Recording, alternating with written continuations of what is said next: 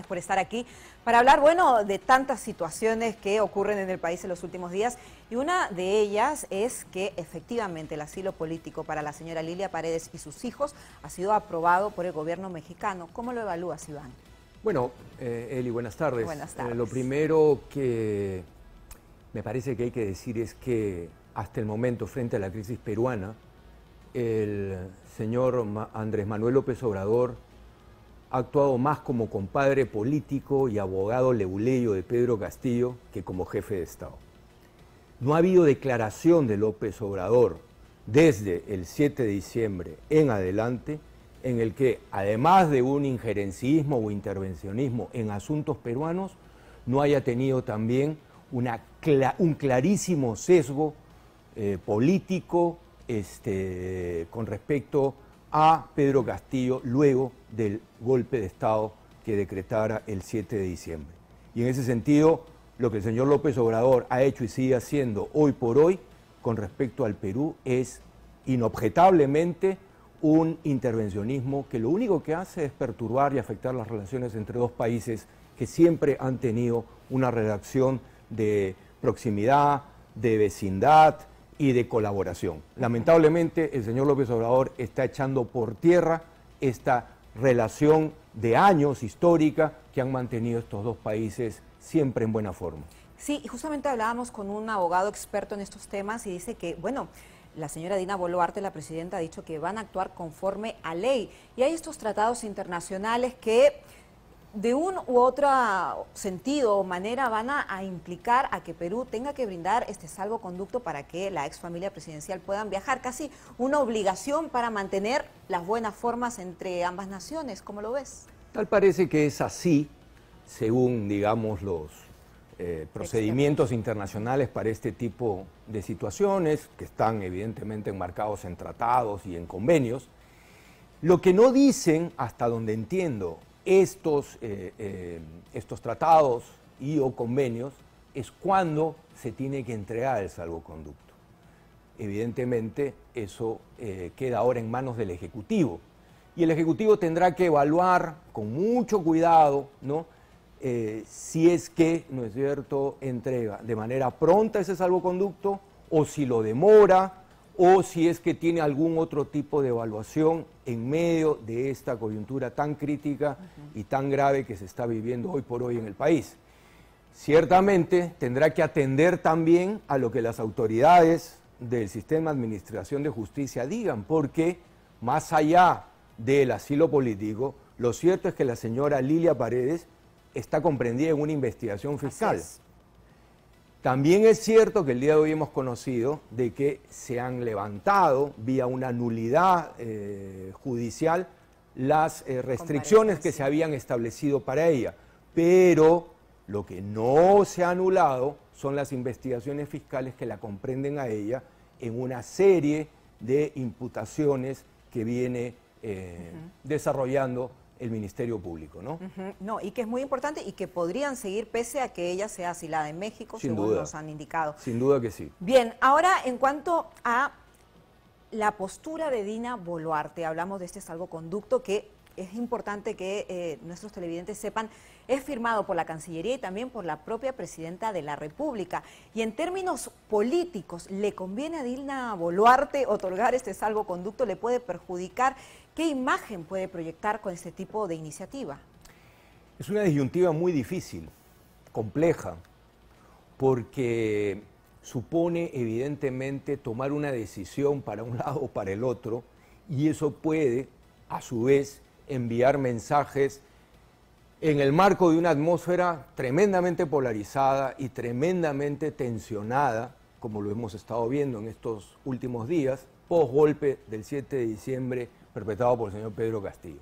Entonces, creo que, en primer lugar, el Ejecutivo va a tener que hacer una evaluación muy fría sobre qué es lo que, en términos, digamos, políticos, ¿no es cierto?, le resulta más conveniente, sin olvidar o sin darle la espalda a la Administración de Justicia, que, como ya he dicho, tiene comprendida la señora Lilia Paredes en una investigación o en varias investigaciones graves. Como coordinadora. ¿no?, de la presunta organización criminal que ha liderado Pedro Castillo. Entonces, es, digamos, una disyuntiva compleja, difícil, porque también podría darse, digamos, una lectura desde el Ejecutivo de que acaso, concediéndole el salvoconducto luego de que México finalmente ha concedido el asilo, esto podría darle alguna válvula de escape, ¿no?, a el estado de convulsión en el que nos encontramos.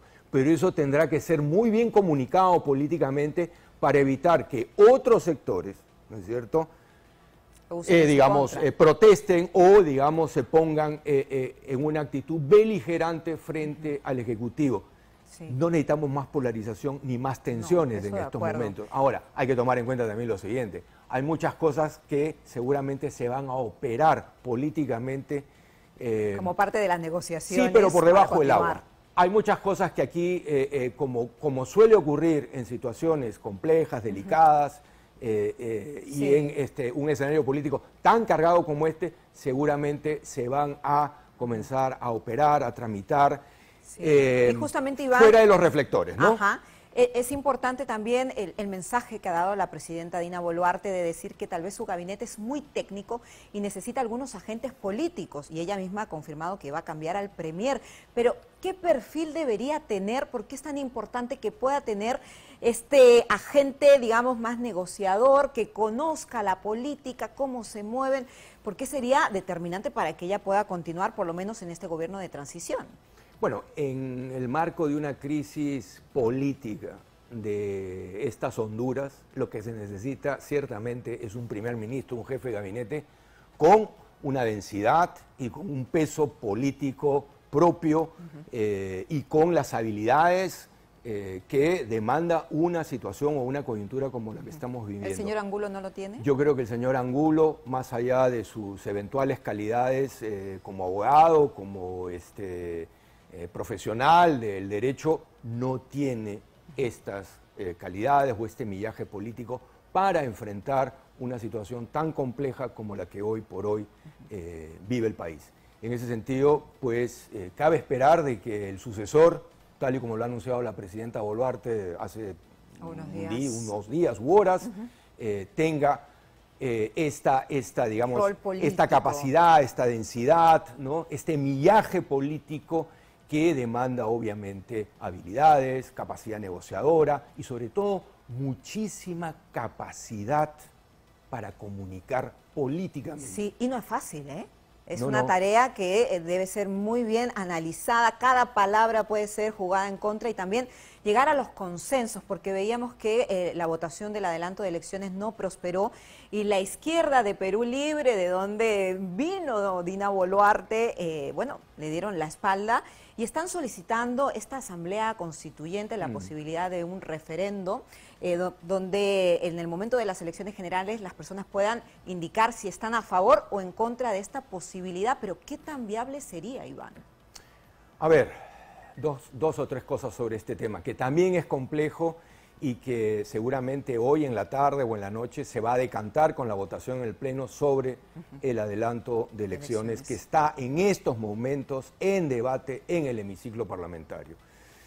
Ciertamente creo que ya está claro para todos de que el adelanto de elecciones es inexorable, inevitable, y así lo han entendido también en el Congreso de la República. Lo que está hoy por hoy, a estas horas, en discusión, en debate, en discordia, es cuándo.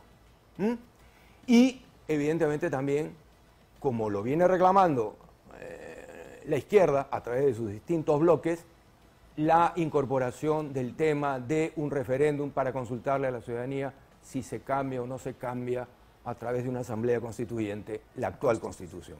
Bueno, habrá que esperar hoy en la tarde o en la noche cómo es que finalmente se resuelve con los votos en el Pleno el tema del adelanto general de elecciones, número uno.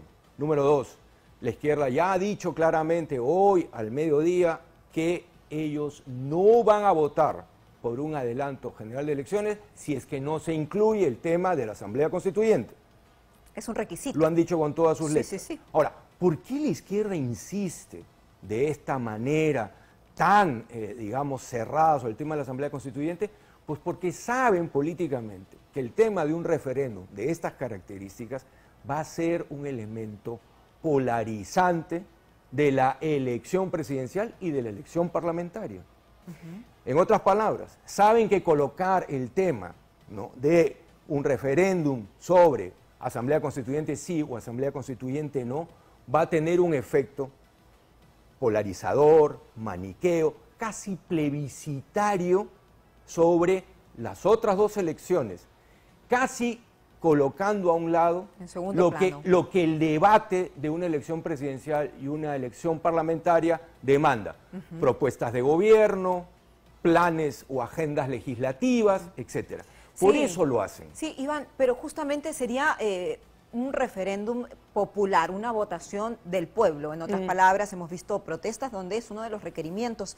Pero ¿tú consideras que la población estaría preparada para votar algo tan importante, además de generar estas diferencias entre derecha e izquierda, pero estaría preparada y sería beneficioso para el país? En estos momentos, te digo, Eli, desde mi punto de vista, no.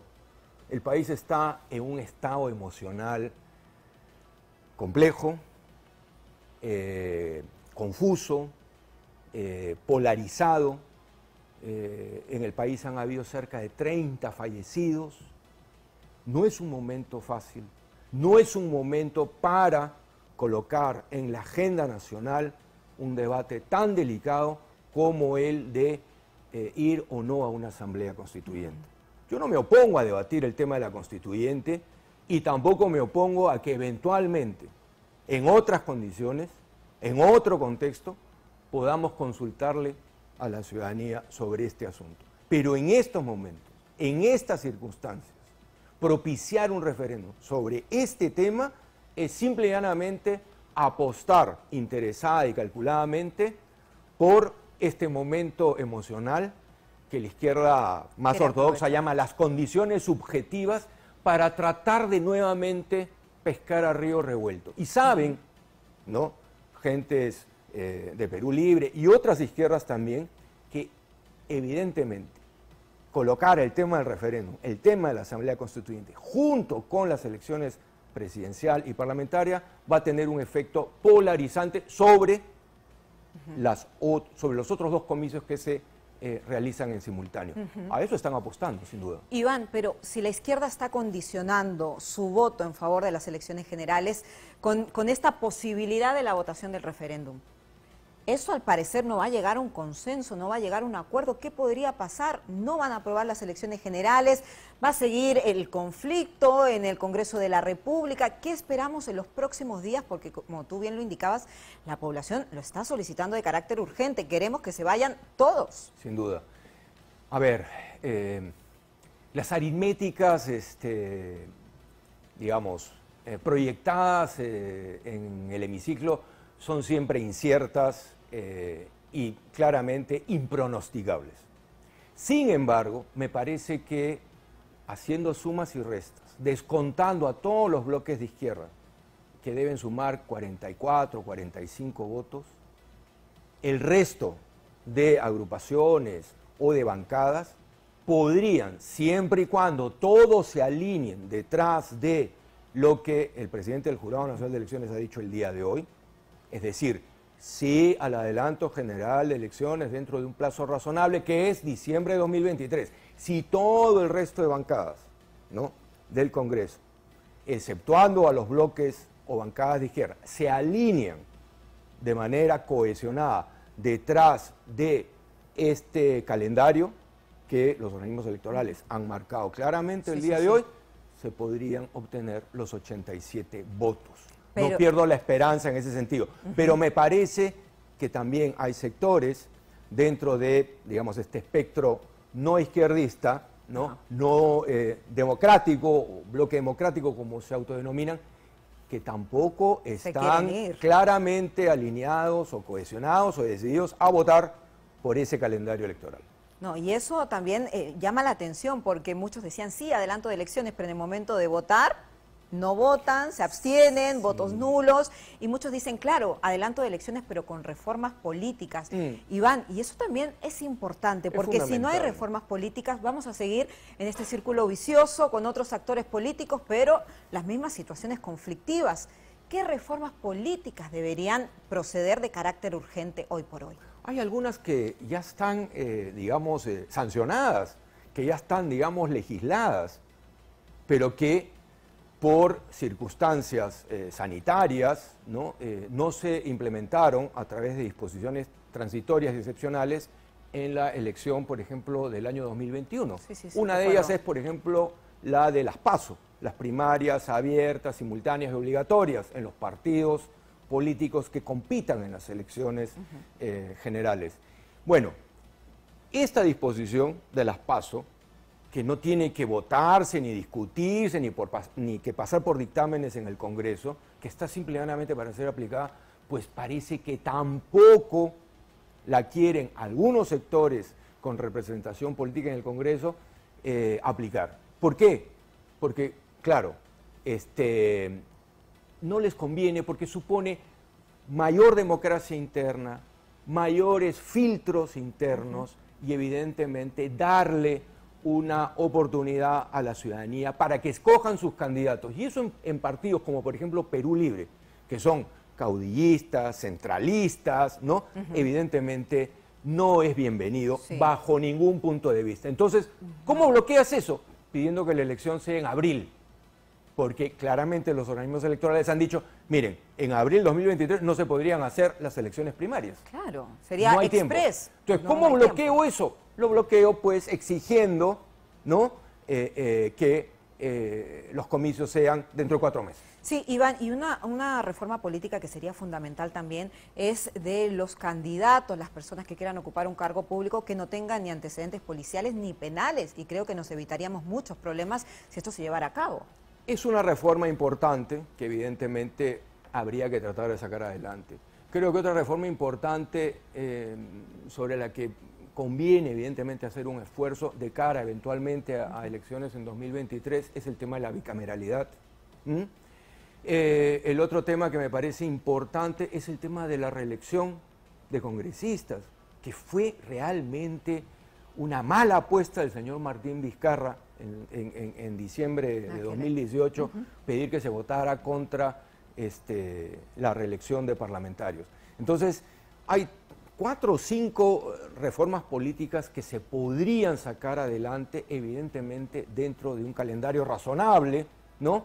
Pero si es que la insistencia va a ser de que las elecciones sean en abril próximo, en realidad no va a haber ninguna reforma política en las elecciones de, ¿cómo se llama?, una fecha como la que se está a fin de año planteando 2023. o exigiendo. Pareciera que hay sectores de izquierda que no quieren elecciones, sino más bien una tómbola, una rifa o un bingo. Y eso verdaderamente creo que ya le ha demostrado al país y a los electores que lo único que hace es tener como resultado congresos como este o congresos como el que tuvimos en la elección extraordinaria o complementaria del Parlamento post disolución congresal que dispuso Martín Vizcarra. No, es una situación que se vuelve a repetir, elecciones cada 2 años, y el otro día entrevistábamos a un experto en temas electorales y nos comentaba que un proceso de elecciones completo cuesta 1.500 millones de soles, casi 2.000 si es de manera express, como le han llamado. Es una cifra enorme que podría ayudar a tantas personas en demandas sociales que hay, colegios, agua potable, bueno, una cantidad de cosas, y que se estén ocupando esos recursos para volver a elegir. Es por eso que es tan importante estas reformas políticas, como se indican muchas personas, muchos expertos, y esperemos a ver si tiene acogida, que sería lo ideal. Ahora, en cuanto al comportamiento de algunos congresistas, sobre todo del bloque izquierda un poco más radical, el señor Bermejo, Bellido, inclusive este allanamiento que tuvieron también los efectivos de inteligencia este fin de semana, las dependencias del partido que preside, ¿no?, el señor Bermejo. Voces por el Pueblo. Voces por el Pueblo, y también de esa comunidad campesina, también que habían varias oficinas. La Confederación Campesina del Perú. Así es, y había machetes, que es había una organización piedras histórica, tiene décadas. Así es. ¿No es cierto? Y lo que llama la atención es que, bueno, estaban los machetes, habían piedras, pero en las dependencias de Voces por el Perú habían dinamita. Había dinamita, había mechas, y uno dice, ¿para qué las necesitan? Y ellos indican que, bueno, son personas del campo, que lo ocupan para usar sus temas de ganadería, de agricultura, que es parte de su cultura. Pero, ¿cómo lo podemos interpretar? A ver, hay que ser muy cuidadoso, Sí. ¿ya?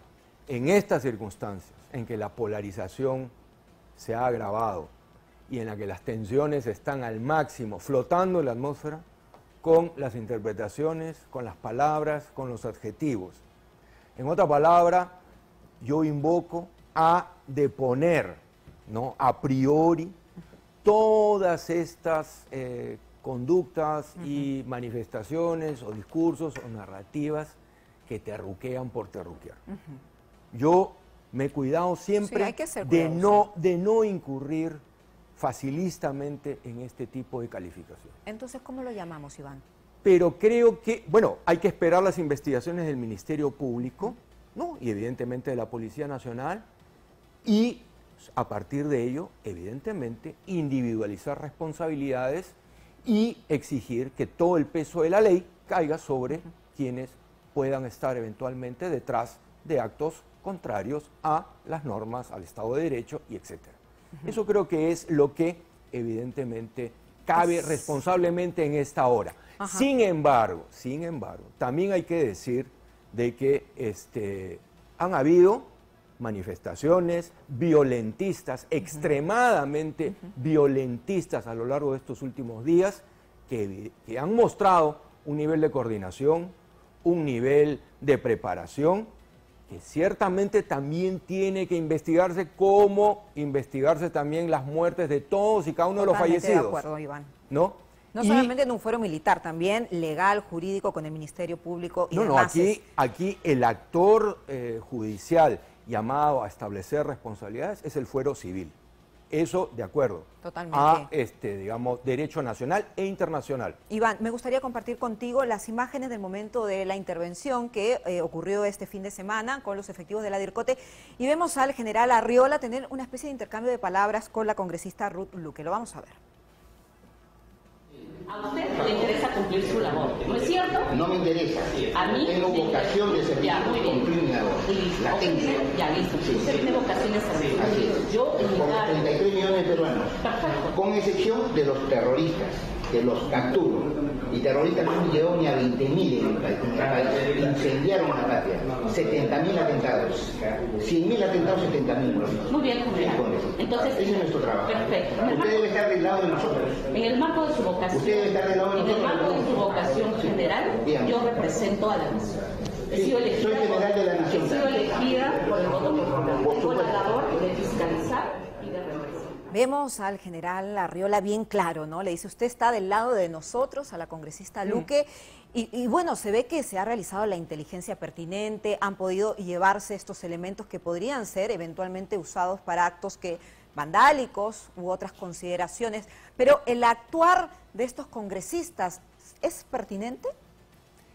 A ver, me parece que desde su lógica política, ideológica, están dentro, digamos, de su guión y dentro de lo que ellos sienten que es su cometido o misión política.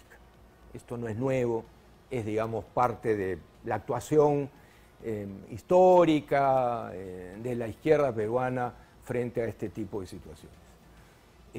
Como también lo es la actuación del general Arriola, que, digamos, hasta donde vemos y hemos, digamos, podido captar, está cumpliendo con su labor policial, identificando material que puede ser evidentemente utilizado, ¿no?, contra, ¿cómo se llama?, ciudadanos, contra la tranquilidad pública, etcétera. Entonces, creo que cada quien ha cumplido ahí su papel. Otra vez, que las investigaciones establezcan responsabilidades. Totalmente de acuerdo, Iván.